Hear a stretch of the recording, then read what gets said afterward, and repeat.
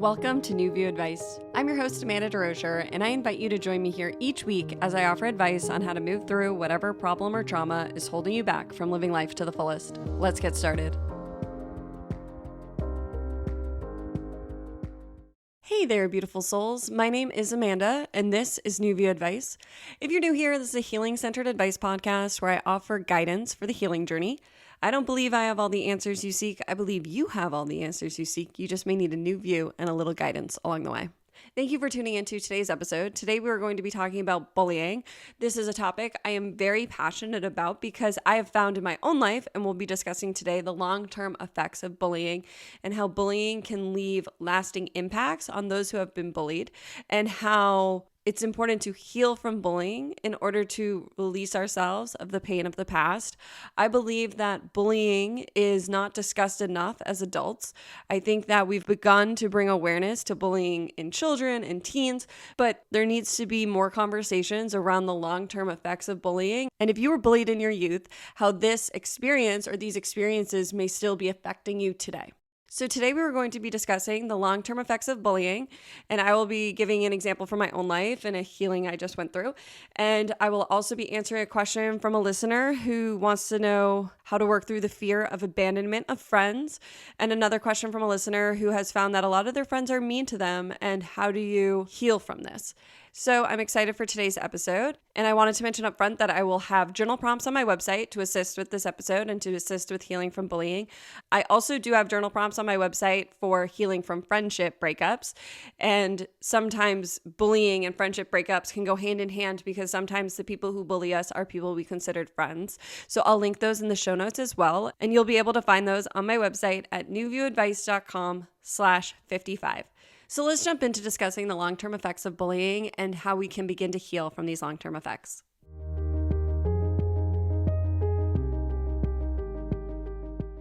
Today, I wanted to talk more about the long-term effects of bullying. I think that bullying can have many effects on many people's lives, and they can differ for everyone. Today, I'm going to give an example from my own life about how bullying has affected my self-esteem into adulthood and also self-doubt that I've lived with.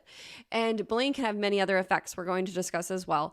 But I like to view these bullying experiences almost like scars, and these scars live in our bodies, and for everyone, it's in a different place. So even though we can't see these scars live in us, and they deserve the chance to be healed and to be looked at and to be loved. And for us to heal, we have to allow ourselves to bring to our awareness the experiences we've had as well as feel the feelings. So recently in my own life, I realized that bullying created low self-esteem and a lot of self-doubt within myself. I've been working on my self-worth for a while, and I realized that the bullying I experienced in my youth created an extreme inner critic within myself. The inner critic would bully me in my own head. This often happens that the criticism, judgments, and cruel words that live within our head are actually the words that others have said to us. And our own inner voice becomes that critic as a way to create safety. Even though it doesn't feel like safety, and even though it can be really painful, it's a way for our mind to try and create safety within us because it thinks that if we criticize ourselves first, that it won't hurt so much the next time somebody criticizes us. Also, we begin to internalize these false words of others. So these criticisms, these judgments, this bullying from others, and we begin to take it on as if it's truth. So then our mind begins to replay it over and over again because we have identified that it is a true statement.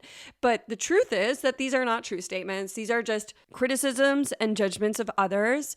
And it is time for us to release ourselves of the pain of others that they have projected onto us. And what I mean by that is many people who bully people are wounded themselves. And it's true that hurt people, and that many people who have experienced abuse take that abuse and they project it outwards because it's so painful within. I believe that the energy of being abused has to go somewhere, and it either goes to one of three places. It goes to abusing others. So you take that abuse energy that lives within you and you project it outwards. Or you take that abuse energy and you project it inwards and you begin to abuse yourself, or you heal it and you transmute it. And how do you heal it and transmute it? You allow yourself to sit with the pain. It's just like if you had a broken leg or you had a big scar on your arm that needed stitches and to heal. You have to allow yourself the time and the energy to heal from these painful experiences. So for me in my life, one of my biggest fears was that somebody was going to criticize this podcast, criticize my platform, criticize New View Advice, and take it from me. That somebody's hurtful words were going to be so harmful that they were going to take everything I had built from me. And personally, I originally kind of brushed this off. I tried to bypass this because I contributed it to cancel culture. So I assumed I had this fear only because of cancel culture and how cancel culture has arisen in our society. And the truth is, I actually think cancel culture can be a form of bullying. So it would make sense that cancel culture would trigger my bullying wound, because I think that when a group of people shame someone into silence, that is not healthy. I believe that people need to take responsibility for their actions, but I don't believe that shaming, blaming, and being mean to people is the way to do that. I don't think that that is coming from a loving place. I think that is coming from a wounded place, that is coming from a self-righteous place, and I don't agree that it is the way to make change in this world. I think it's a way to create more pain and more division in this world. But as somebody who has experienced a lot of pain and division in my own life, I have found that the only true healing comes from bringing unity within myself. And that's how I create more unity and love with others, is by healing those places within me that want to shame and blame others, that want to shame and blame myself. And so originally, I thought that my own wound came from this cancel culture. But for me, I realized that this fear went deeper than just cancel culture, that it was triggering my own wounding. It was triggering my bully wound. And I realized that my real fear that was coming up was that one person had the power to tear me to shreds. Because yes, I would be definitely afraid of a mob culture. But actually, as I've talked about on the podcast, I had a TikTok go viral and a lot of people weren't nice in the comment section. And that triggered that ganging up feeling, right? So I actually worked through what it felt like to work through feeling ganged up on, what it felt like to be shamed for my truth and things like that. I worked through that a few years ago, but recently the wound that was up was that one person could tear me down and could rip me to shreds. That's how it felt inside. That wounding went back to my teen years, where I could be decimated by the words of a fellow classmate. I found that this happened all the time in my teen years. I never, ever could say the right thing. That's how it felt to be Amanda DeRocher as a teenage girl, was that everything I said was manipulated and was used against me. So not only did other people turn against me, did people say really cruel things about me, there were a lot of cruel things said about me. I did not have a good reputation, and a lot of it was false. So one of the things in my teen years was I was considered like a slut and a whore, and the truth is that most of my sexual experiences were rape. So that was a really hurtful narrative, and I began to identify with it because it made people think I was cool and also made them think I was a slut and a whore and I had a bad reputation, but it also gave me like a weird popularity status. It was very confusing for my teenage mind that I got attention for these sexual acts that many times weren't consensual. And I just began to roll with it. And many people said that they did have sex with me, and they never did, but I just began to accept it because nobody believed me. So I would try to speak my truth, and after I was raped, I tried to speak my truth as well. Sorry for anybody new here. I am a survivor of sexual assault and rape, and I talk about that a lot on the podcast. So if that's not jiving with you today, feel free to turn it off, but I really don't filter myself here because I think it's important for me to speak my truth. Anyway, so in my youth, I got a lot of shame for what I survived. And a lot of people said I was a slut. And that was so hurtful, especially coming from women. So I've done a lot of healing around how unsafe men have felt because I experienced so much physical violence from men throughout my lives. But throughout my life, I put too much trust in women because I needed to trust somebody and I didn't know how to trust somebody. So I took a child's mindset. So it's a child thought to make one gender more trustworthy than other genders. So I found myself being decimated by many women. So throughout my teen years, I was a copycat. And what do I mean by that? Is that I didn't know how to act, so I would just try and mimic what other people did. I was such a copycat. Like if somebody said something, I would go and regurgitate it in different language. But because it wasn't coming from an authentic place, I was just copying people, it oftentimes came out wrong. And I found that throughout my youth, many of my words were manipulated, twisted, and turned against me. So many times I'd be in a group of girls and everybody would be talking about one person, and then I would say something too. And then all of a sudden what I said was the worst thing. Or all of a sudden it got back to the person that I was talking about them, but nobody else would get in trouble. I was also told many times that I was to blame for everything, that I was in the fault, that I was a bad person, that I was a bitch, that I was a slut, that I was all these horrible things all the time, that I was fat. I mean, I was ridiculed by the people I considered my friends. And then they wouldn't be my friends. And then I would be alone and I would be devastated. And with all the trauma I experienced, when these people would come back, because people were mean to them and Amanda was always nice, I would take them back so willingly and I would accept them and I would never ask for them to apologize, and then they would turn around and do it again. And throughout my life and throughout my youth, everything I said was always considered a lie. So I was really confused by that. So after I was raped in my teen years, I tried to talk about it and everybody called me a liar, or they said I didn't understand what happened. I mean, it was so confusing for me that everything I said, I was just told it was wrong. And I bring this up because this is what was up for me recently, was looking at how my words can be manipulated and how I let somebody manipulate them. And what do I mean by let somebody manipulate them? It's that I chose to trust what their interpretation of my words were instead of trusting myself and my own heart and my own intentions. So because of my pain and suffering and my wounding where I wanted to belong, but I was looking in all the wrong places to belong, I would let people convince me that I was a liar, that I was wrong, that I was mean, that I was a slut, like all these things. And it took me a really long time to see that. It took me a really long time to see the amount of times I turned against myself, the amount of times that I let others dictate the way I viewed myself. And it wasn't until I went through a friend breakup this fall that was absolutely devastating. And I felt like I broke up with a boy. I used to say a lot of times that more girls have broken my heart than men because I have struggled in friendships. If I'm honest, my experiences, and I've been writing about them in my memoir, which I think is a reason why all this is up for me. And it's something I've been really conscious of, is because with a lot of the trauma I experienced, friendships were a big part of it, and friendships were affected because of the trauma I experienced. I don't want to go too deep into that today. That's for another day. But because of this, I have been looking at how I allowed people to manipulate me, how I've allowed people to manipulate me and coerce me into doing things that I didn't want to do out of fear. And in the fall, when I went through this friend breakup, my guidance, my inner world, and a lot of red flags were going off in September, and I knew I had to end the friendship. And I didn't really understand why at the time, but I knew I had to. I could just feel things were off. I could feel in my gut that things weren't truthful, even though I had a hard time seeing it at the time. And as I moved through this breakup, and as I moved through this experience, I began to see all the red flags I had ignored. I began to see every time my gut did let me know that there was a red flag. I began to see all the times my words were manipulated. I began to see that I had allowed myself again to play out a pattern that was extremely painful. And why did this pattern arise? It's because there was a part of my teen self I had not looked at yet. I had not looked at all the lies that were said about myself. I was still identifying with those lies. I was still allowing my own inner critic to tell me I was a bad person.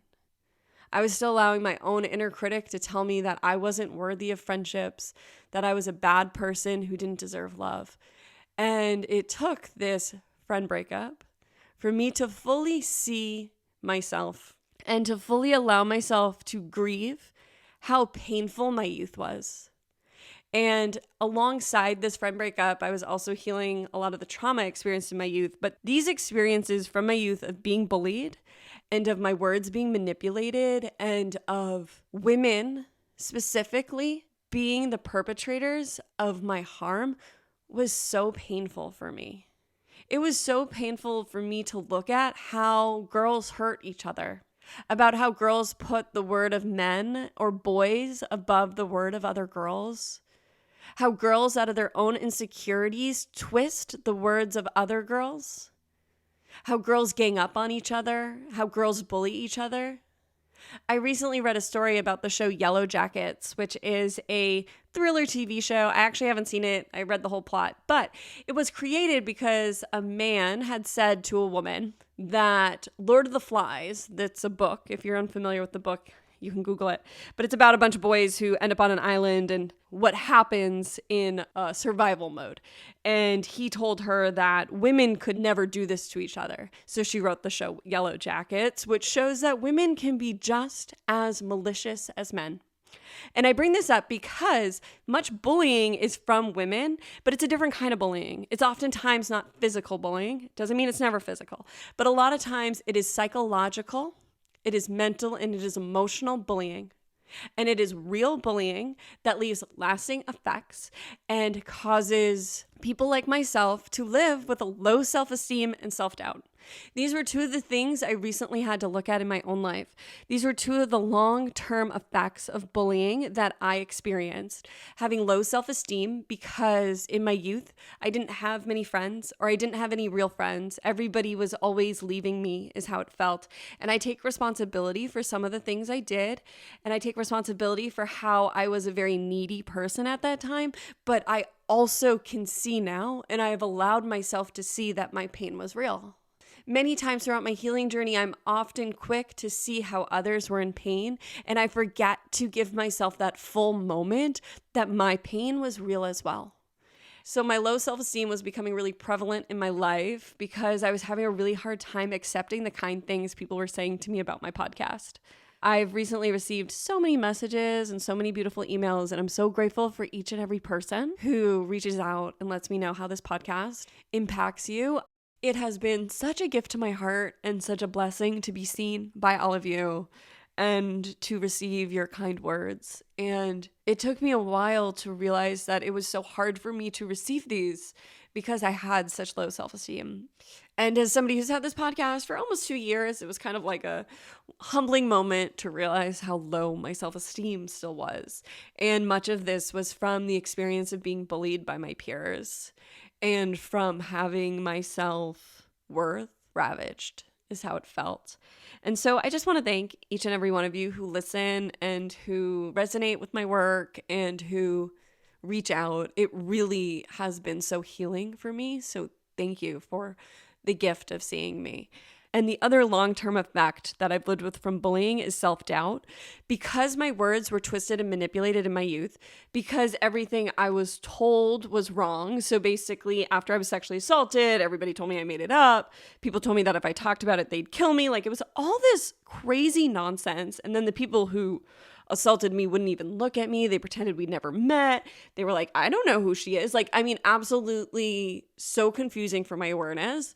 I created a lot of self-doubt that maybe I was crazy. And this bullying caused me to continue to live with this self-doubt into my 30s. This is something that I've just been coming to terms with, that I don't need to doubt myself so much. And this came up in the grieving of the friendship I had this fall. And I bring that up because I wanted to explain how this friend breakup was so painful. One, because I lost a friend, but two, because it actually connected back to my teen years.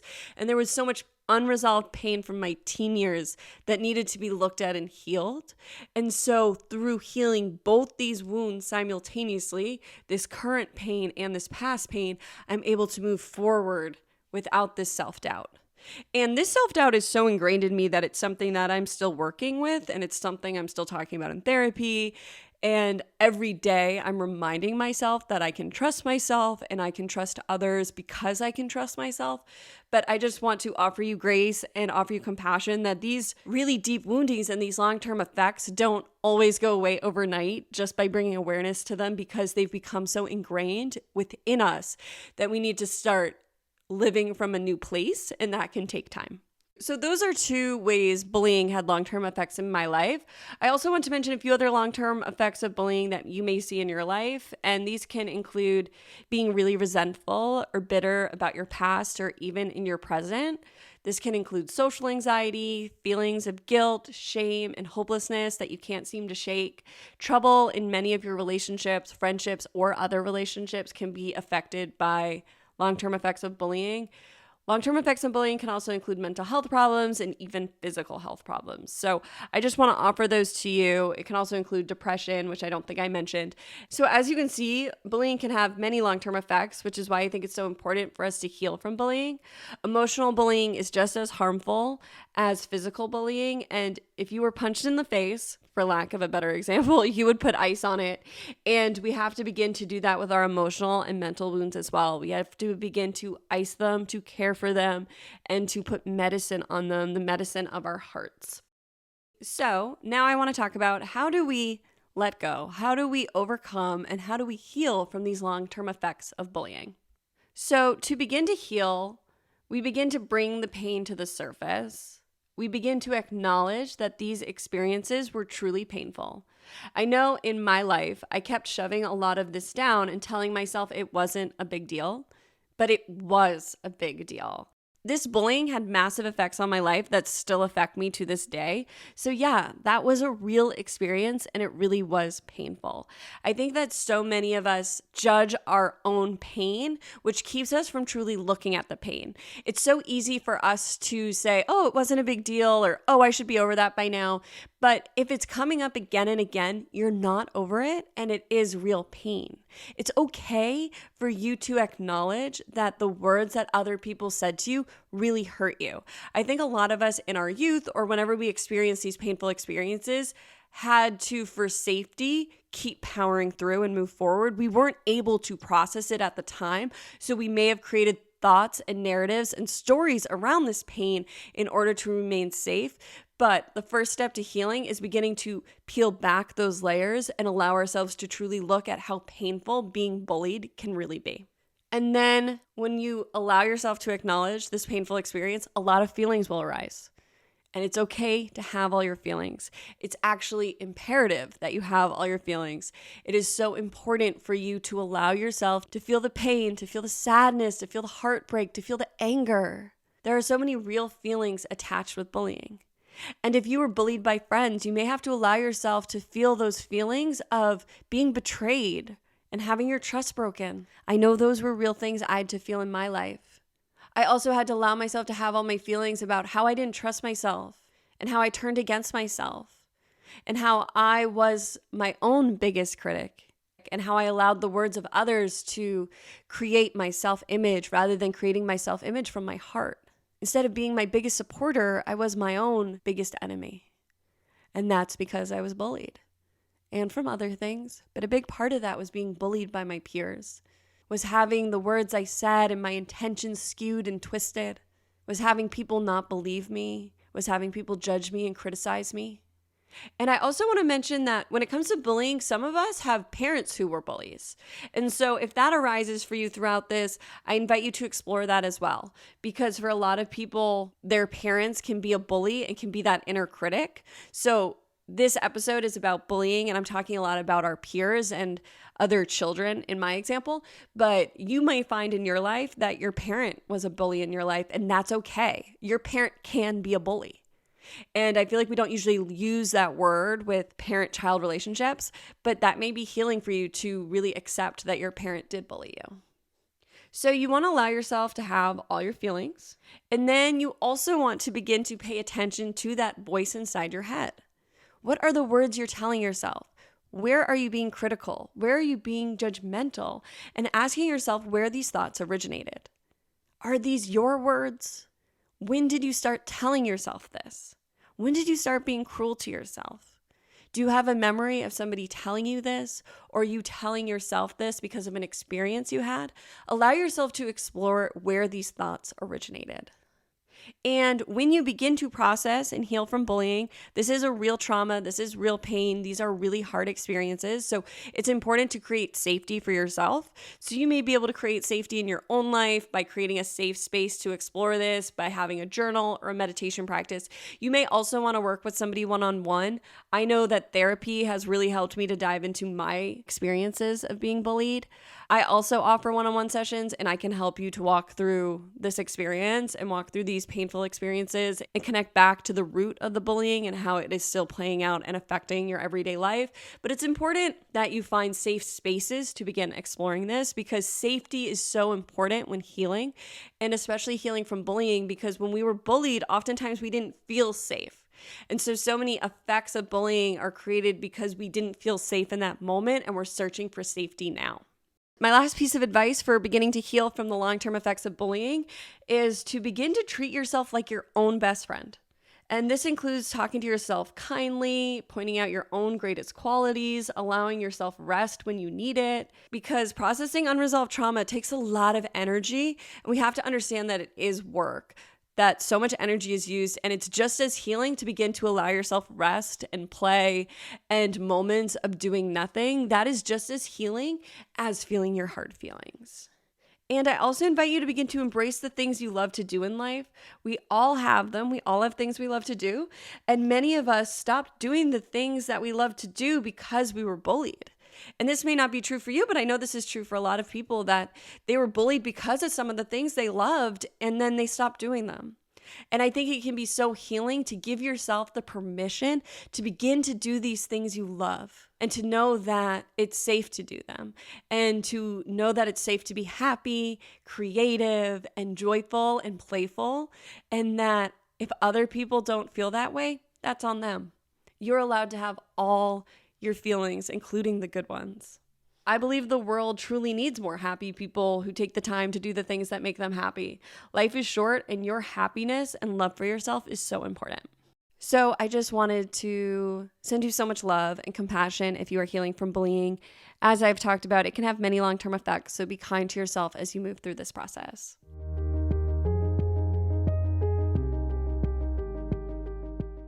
How do you reduce the fear of abandonment from friends?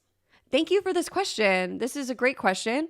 And this question, to me, the underlying question is, how do you heal an abandonment wound?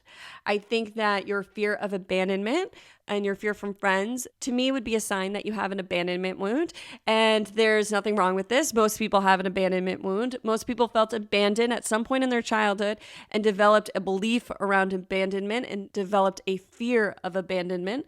What does it mean to have an abandonment wound? It really just means you fear abandonment. So that's why, to me, this question is really about how do we heal from a fear and a wounding of abandonment. So many people have abandonment wounds, and these can happen from big moments, like say you were adopted and you feel abandoned by your birth parents, or having a parent die when you're young, or having a parent leave your family, or experiencing divorce. That can create an abandonment wound. But many people have abandonment wounds from a less severe experience, but end up feeling just as painful. So even though from the outside it may look like a quote unquote less experience, it can be just as painful for a child. So for example, being dropped off at summer camp can create an abandonment wound. Your parents leaving for a week and not understanding where they went when you were a child can create an abandonment wound. Having friends leave you, having friends ghost you, having a boyfriend leave you or ghost you can create an abandonment wound and a fear of abandonment. And also having an absent parent. I know in my life, my abandonment wound, which was one of the first things I looked at in therapy, was because I had an absent father. I felt abandoned by him. Though he was technically present, he traveled a lot, he really wasn't around a lot, but he was never really present, if that makes sense. He was never emotionally present, he was always distant, and even when he was home, he was absent. He wasn't around, he wasn't available to me as a child. And so this created the feeling of being abandoned. I felt abandoned by my father, and I didn't understand what I did wrong. And so I identified with having done something wrong, that I did something to create this feeling of abandonment. I also think having distant parents or emotionally unavailable parents can create an abandonment wound as well in children. So my first piece of advice for you would be to begin to bring curiosity, not judgment. We talk a lot about that here, but self-awareness is to become curious about your inner world, not judgmental. It's taking that step outside yourself a little bit and beginning to look at your thoughts from a curious place. Like, oh, where did that originate? Not saying, oh my God, I can't believe I have that thought. It's like, oh, that's interesting. Where did that start from? When did I first feel that way? Why do I feel that way? Oh, it's so interesting I feel that way. It's bringing that curious energy to the first time you felt abandoned. So when did you first feel this way? Do you fear everyone will leave you? Have you always felt this way? Does a specific memory stick out to you? If a memory feels extremely painful to look at, it's a good sign that there's some unresolved feelings there. Many times we don't look at specific memories because of the pain, but that pain is still there because one, it's a sign that there's something to look at, and also the pain is there because there's something unresolved that needs to be healed. And so I invite you to start becoming curious about this fear of abandonment. Is it only around friends, or do you have this fear of abandonment around all different types of people? And did this begin in your childhood, or did this begin in a friendship? Did a friend leave you, and did this create this abandonment wound? And then start looking at the beliefs you have around being abandoned. For example, in my life, like I said, I thought I did something wrong to have my father be absent. I did nothing wrong. It wasn't about me. My father's emotional capacity had nothing to do with me, but I couldn't understand that as a child. So it took me beginning to look at the situation from that outside point of view, bringing curiosity to it, and allowing myself to have all my feelings that my father wasn't who I needed. My father wasn't who I needed when I was a child. And he has a lot of great qualities, but he also was absent. He also wasn't there. And he also didn't provide to me everything I did need. And that's okay. It's okay. I had a hell of a lot of feelings about it, but it's okay because I've allowed myself to feel those feelings, and I'm now able to provide for me what I needed when I was a child. And so I also want to mention that if you identify with maybe this abandonment wound beginning somewhere in your childhood with a parent, the book Adult Children of Emotionally Immature Parents is a really helpful book in starting to bring awareness to the deep wounds created by having emotionally immature parents and how to begin to heal and move forward from these relationships. I also want to suggest that if you struggle to think of a memory, if this just isn't coming to you or it feels too painful, I also invite you to begin to look at abandonment from the body. So what I mean by this is I invite you to begin to become aware of, where do you feel the abandonment in your body? Do you feel it in your gut? Do you feel it in your throat? Does it feel tight? Does it feel heavy? Does it feel hot? What does this abandonment feel like? Become aware of it. And then I just invite you to sit with the sensations. Breathe into that area of your body. Does it just want to be witnessed? Do any emotions arise? Just stay with them. You don't even need to identify the memory. If you start crying, just allow yourself to cry. Your body knows how to heal. You just have to allow yourself the space and the safety to heal. And as you begin to witness it, does it just want to be witnessed, or does it maybe want to move? And can you visualize that feeling moving down your body, down your legs, and into the earth? That's one way that I like to move difficult feelings out of my body, is really to stay with it and to slowly see it moving and seeping into the earth. I then invite you to feel the feelings. So you may feel them in your body. You may feel them when the memory arises. There's nothing wrong with you if you have a lot of feelings. It's really important for you to have a lot of feelings, actually. Many of us have had very painful lives with a lot of heartbreak, and it's okay to feel all that heartbreak. You're not making it up. Don't tell yourself somebody else had it worse, so you shouldn't feel this. Allow yourself the truth of your situation, that it was painful and your heart is broken, and allow yourself to feel those feelings. And again, like with the previous section where I mentioned, it's important for you to find a safe space. So I invite you to see if you need to find a therapist, or if you have a safe person in your life already, or a coach or somebody to work with to help you to feel safe as you dive into this experience and these traumas and this pain. And my last piece of advice for healing from an abandonment wound is to begin to write down and reflect on all the love in your life. Begin to focus on those who have not abandoned you and who love you. This could be your friends or family, or maybe a pet, or maybe you feel really at home in your house. You can write a love letter to your home. I know that places for me have been the safe spaces and almost feel like the safe people I've needed along my healing journey. And the spaces never leave me. The beach never leaves me. It does not abandon me. And reminding myself that there is safety in this world and there are people and places and things that do not leave us is a helpful thing to help you to remember that not everybody's going to abandon you, that there are safe people, there are safe places. And so beginning to focus on the love that is in your life, because where attention goes, energy flows. So by beginning to bring awareness to the good things, as we feel the hurt and the pain, we do begin to heal our hearts. Thank you for this question.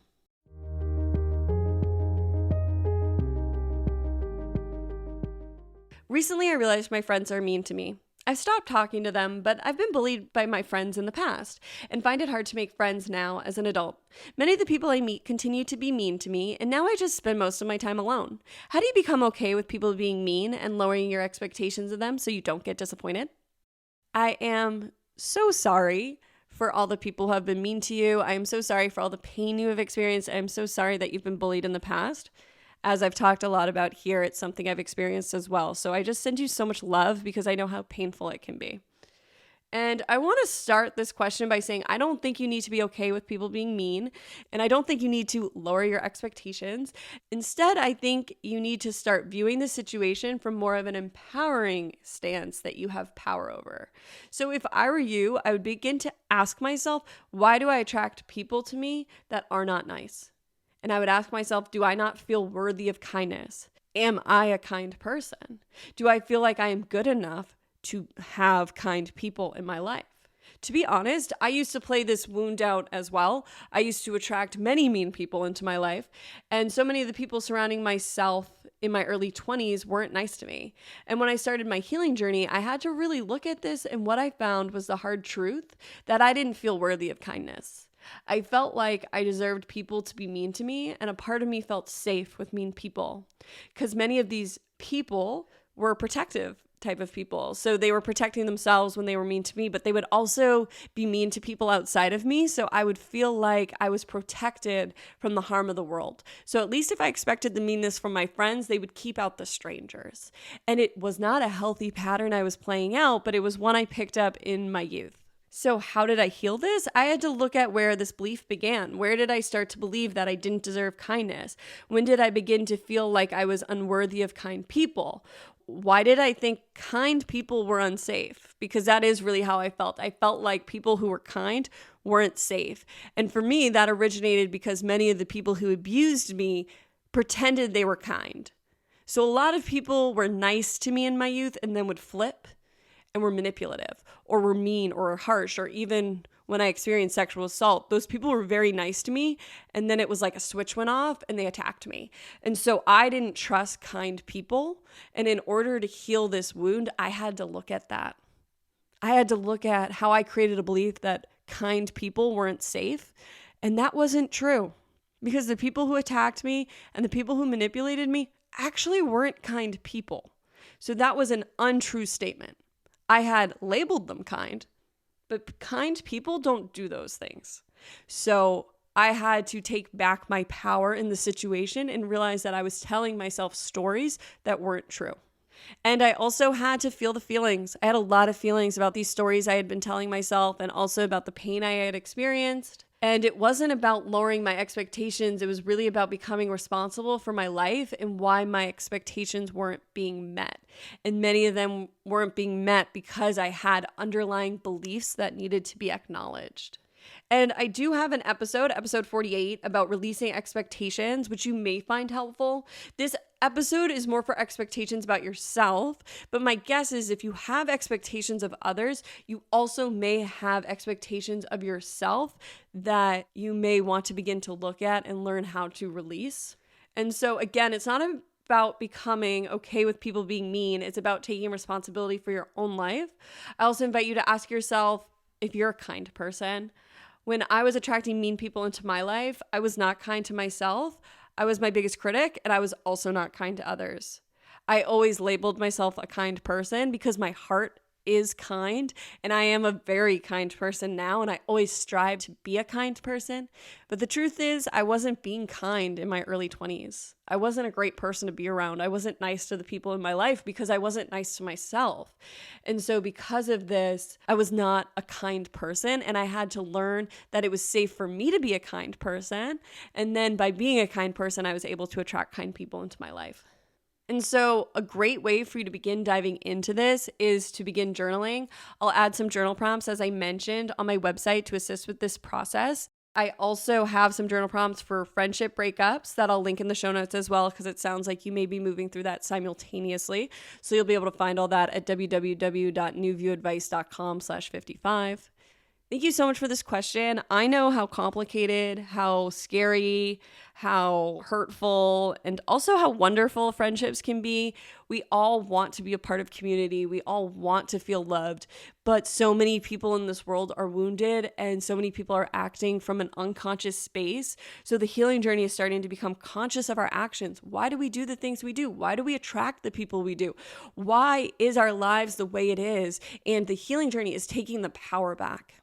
It is taking your power back and understanding that you are responsible for your life. It is not your fault what happened to you, but it is your responsibility to heal. That's just how it is here. And I have an episode called Why Life is Unfair, because I do believe that that is not necessarily fair. But I also know that life was never meant to be fair. That's a lie. That's a lie we tell ourselves, that it was ever set up here to be fair. It just isn't fair. So once we can let go of the fact that life was ever supposed to be fair, we're able to take back our power and come at life from an empowered place and understand that if we're not happy with something, we always have the responsibility and the power to change it.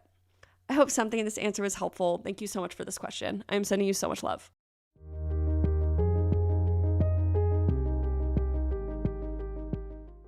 Thank you so much for tuning into another episode of New View Advice. As always, I am so grateful to be here with you and to offer you guidance along the healing journey. I hope you found something in this episode helpful. I want to invite you, if you found this episode helpful, to leave a 5-star rating and a review for the podcast. Ratings and reviews are a super helpful way to support the podcast and help to bring more people to the podcast. So if you haven't already, I invite you to leave a rating and review for the podcast. Thank you so much for tuning into another episode of New View Advice. I hope I was able to offer you a new view on whatever you may be going through. Sending you all my love. See you next time.